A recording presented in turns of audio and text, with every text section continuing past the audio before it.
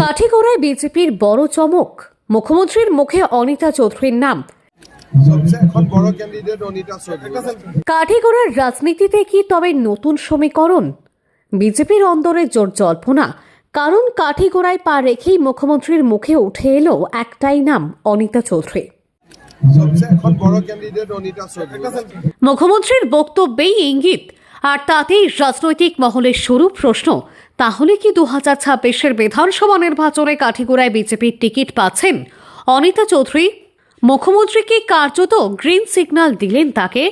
আগামী বিধানসভা নির্বাচনকে সামনে রেখে কাঠিগড়ার সমষ্টি দখল করতে এখন থেকেই জোর প্রস্তুতি শুরু করেছে বিজেপি। এই কেন্দ্রে বিজেপির টিকিট প্রত্যাশায় রয়েছেন একাধিক হেভিওয়েট নেতা, তবে তাদের ভিড়ের মধ্যেও আলাদা করে নজর কাড়ছেন একমাত্র মহিলা প্রার্থী অনিতা চৌধুরী। জনসংযোগেই বাজিমাত। গত কয়েক মাস ধরেই কাঠিগড়ায় লাগাতার জনসংযোগ চালিয়ে যাচ্ছেন অনিতা চৌধুরী।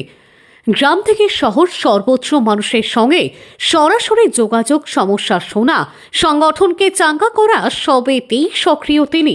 আর এই ধারাবাহিক জনসংযোগেই কি নজর কাড়ল মুখ্যমন্ত্রীর সফল রাজনৈতিক বার্তা স্পষ্ট।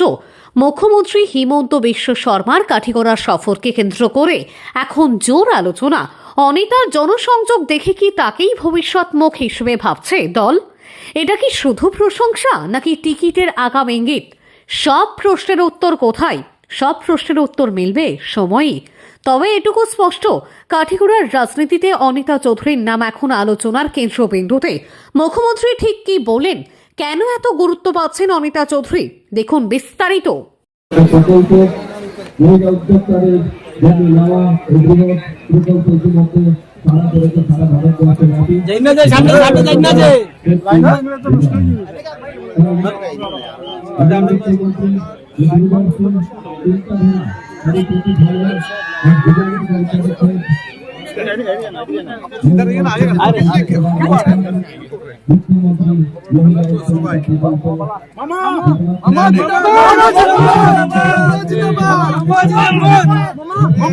একটা ক্যান্ডিডেট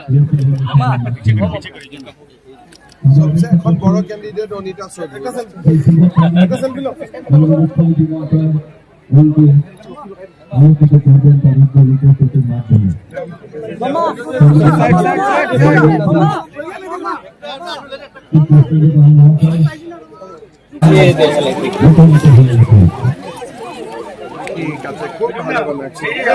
জয় শ্রীরাম।